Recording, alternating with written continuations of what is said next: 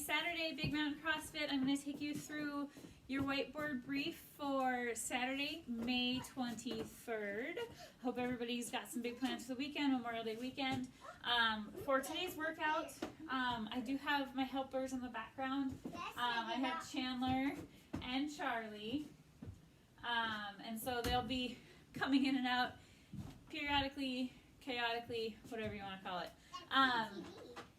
So we're going to start our day with a 400-meter run.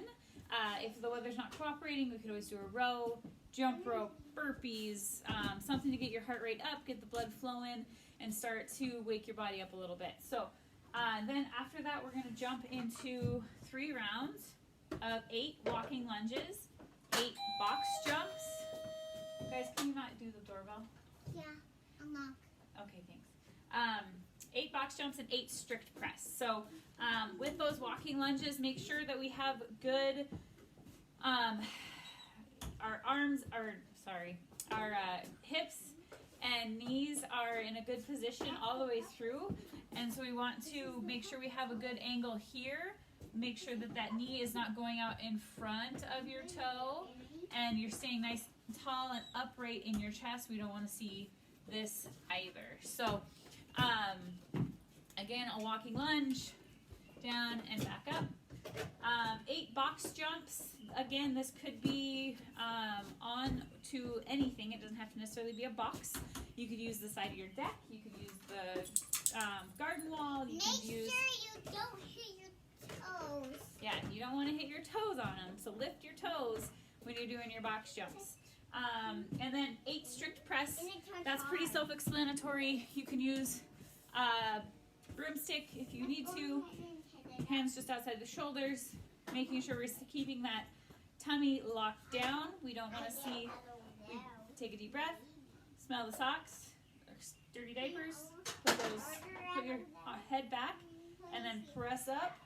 Get your head back through the window, but keep that core locked down. We don't want to be here. We want to be here, especially in the warm up. We want to make sure we have good form all the way through. Okay, that's our warm up. Then we have our weightlifting, which is a split jerk today. So with the split jerk, if you have a bar, we'll be going out of the rack or from the ground if you don't have a rack. And we'll, again, have our hands about a thumb's distance off of your shoulders, whatever is comfortable. We don't want to have our elbows way out in front of the bar. We want our elbows just in front of the bar so that we have a good starting position for the jerk. And also, we want to make sure feet are in a good spot. We don't want them too wide because it's not, you can't jump from wide feet. It's just not efficient. So we want to have our feet right under our hips.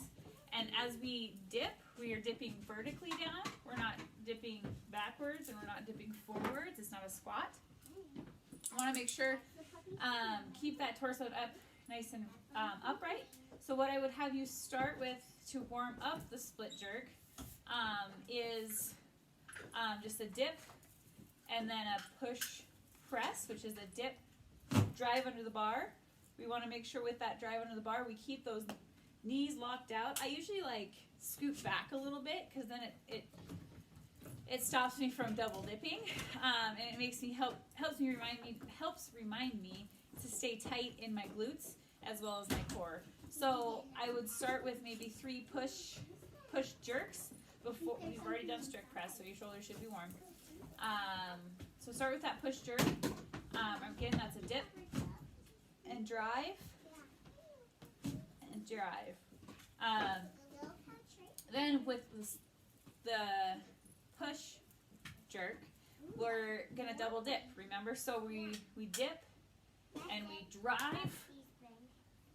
This is my second dip, and I stand. So I get myself up under the bar because the thought is if you're doing a heavier weight, you're not going to be able to push it off of your shoulders as effectively, so that second dip helps us get under the bar. So we're dip, dip, drive, dip, and stand. So that's the push jerk. So I do maybe 3 or 4 of those, getting that movement warmed up. Then for our split, remember, don't actually do the split. too. Don't actually do the splits. Remember good foot position. We're moving our feet not only north and south, but a little bit east and west as well. We don't want to stand on the tightrope. So we want to, if you can find some kind of a visual cue on your floor, if you're in your driveway, make chalk marks or something to be able to cue yourself to know that when you dip and you drive, your split, you're going not only north and south, but east and west. So we're bringing that back foot and rotating that ankle so that we catch in a good solid position. We want to be a little bit wider so that we don't tip. We want to have a good base. And then we also want to make sure we're not splitting too far or too narrow, because like again, as the weight gets heavier, it's going to be harder to get under the bar. So the faster your feet can slide, it's not a jump. So we're not here, dip, go, and then splitting. We want to quick feet, trap door under wrist. So that's kind of what you want to think about. So we'll dip and then dip and slide those feet out, having good even. You don't want to have too much weight forward, too much weight back. You want to be nice and even in that catch, and then front foot back, back foot forward. So putting it all together, split jerk. Start with the bar on your shoulder. We're gonna dip, drive, dip, I was like back this. foot front, The mosquito. front foot back foot Mom, forward, this and is a stand. mosquito. A mosquito? Yeah, Yeah. sorry. Don't let a mosquito get you. That's a split jerk. So if you have a bar, those are really good ways to get yourself warmed up for that split jerk. Okay. If you don't have a bar, but you have a dumbbell or kettlebell, what we're gonna work on is our split dumbbell, I guess, split jerk. So if you have the dumbbell in your right hand, you're gonna put your left foot forward. If you have the dumbbell or kettlebell in your left hand, you're gonna put your right foot forward. This for me requires a lot of concentration. Mostly in workouts, you might see a dumbbell clean and jerk, alternating sides. So, but for this, we're just going to really focus on that form, those quick feet. We have our dumbbell on our shoulder. We're going to dip, drive, dip, front foot back foot forward, and bring it down. We're going to do 3 on my right arm. We're going to dip.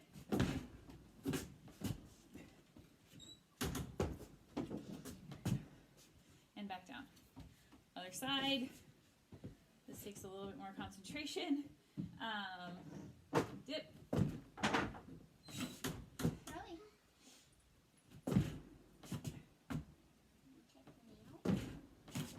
So what that does is it helps us work both sides so that if you're in a workout or whatever, we're balanced. Where everybody has a strong foot, but this helps work that weaker side, putting the other foot forward every now and then. So if you don't have dumbbell, kettlebell, or bar, you can do what I just did with PVC pipe, really focusing on form. Yes. You can use chalk to draw some chalk. Use chalk as your guide for where your feet need to be. So that front foot should go about 1.5 steps in front of where your foot started. That back foot should go about 2 foot lengths behind you. But your center of gravity should be about where you started. And you also want to move your feet out about 1 foot width on each side. So you end up in a, so we start here, and we're wider with our base than when we started. So that's our weightlifting. Hopefully that was helpful. Next is our workout. So for time, we're going to do an 800-meter run. Again, if the weather's not cooperating or you're not feeling like running in the rain, we could do a 800-meter row as well. The other thing is, so then we'll go 800-meter run, 5 rounds of 12 push jerks. Again, that's the double dip. So a push jerk is here, dip, drive, dip, is what I think about. So dip. Oh, not a split jerk. And stand. So that's push jerk. 6 burpee box jump overs. If you don't have a box, or a place, if you're doing your box jumps on like a garden wall or your deck, you obviously won't be able to jump over it, but you could still do that burpee box jump. If you don't have a box or anything to jump onto, you would do a burpee and a high knee tuck. So we're here. You're not going to be able to see me when I burpee. You come down, come up, and then come, and try to just jump as high as you can, bringing those knees up as high as you can in the top of that burpee. And then 12 push-ups. That's pretty self-explanatory. If it hurts your wrists, hold on to dumbbells. If you're not quite able to do a push-up on the ground, you can always lean up against a wall or go off of a chair if push-ups feel too easy. Uh-oh. That's okay. Good thing there wasn't a tornado. I know. So 12 push-ups and then an 800-meter run to finish or row, depending on what you're doing. So thank you guys for your patience. Okay. A lot of talking, a lot of instruction there, but if you guys, hopefully these are helpful. Keep sharing, keep posting, keeping us involved. We're so excited to have everybody back in the gym and see everybody more regularly. And June 1st, things will be back to normal. So, girls, you want anything else to say? We love you. We love you. Bye.